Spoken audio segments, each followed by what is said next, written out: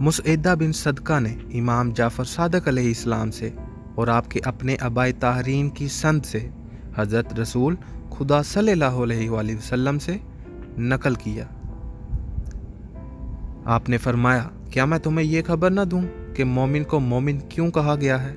उसे इसलिए मोमिन का लक़ब दिया गया कि लोग उसे अपनी जान और माल का अमीन समझते हैं। क्या मैं तुम्हें ये ना बताऊं कि मुस्लिम कौन है? मुस्लिम वो है जिसके हाथ और ज़ुबान से लोग सलामती हासिल करें। क्या मैं तुम्हें ये ना बताऊं कि महाजर कौन है? महाजर वो है जो बुराइयों और अल्लाह की हराम कर दिया अशिया को छोड़ दे। इलामत मोमिनीन इन्हीं इसनाद से अन हज़रत सल्लल्लाहु अलैहि वसल्लम से मनकूल है। आपने फरमाया, जिस शख्स को बुराई नागवार लगे और भलाई उसे खुश कर दे तो वो मोमिन है। मोमिन के लिए नापसंदीदा बात हबीब वास्ती का बयान है कि इमाम जाफ़र सादक अलैहिस्सलाम ने फरमाया, मोमिन के लिए ये बात इंतहाई नापसंदीदा है कि वो किसी ऐसे फ़ेल की तरफ शौक़ रखता हो जो इसकी जिल्लत का मौजब हो।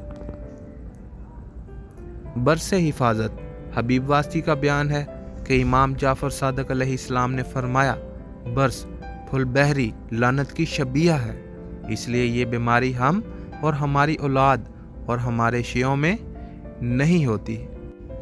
हक़ व बातिल तो फुलाद है मोमिन।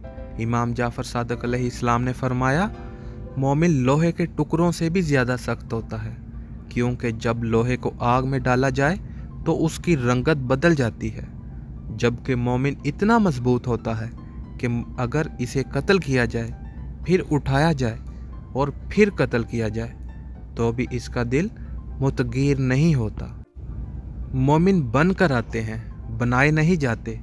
मफजर रावी हैं कि इमाम जाफ़र सादक अलैहिस्सलाम ने फरमाया, अल्लाह ताला ने मोमिनीन को एक ही असल से पैदा किया है। बाहर से ना तो कोई उनमें दाखिल हो सकता है और ना ही कोई उनकी गिरवा से निकल सकता है। इनकी मिसाल जिसमें सर और हथेली में उंगलियों जैसी है। तुम जिसको इसकी मुखालफत करते हुए देखो तो उसके मुतल्लिक गवाही दो कि वो हतमन मुनाफिक है।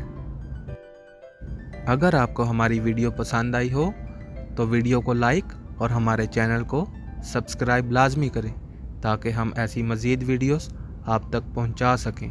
शुक्रिया।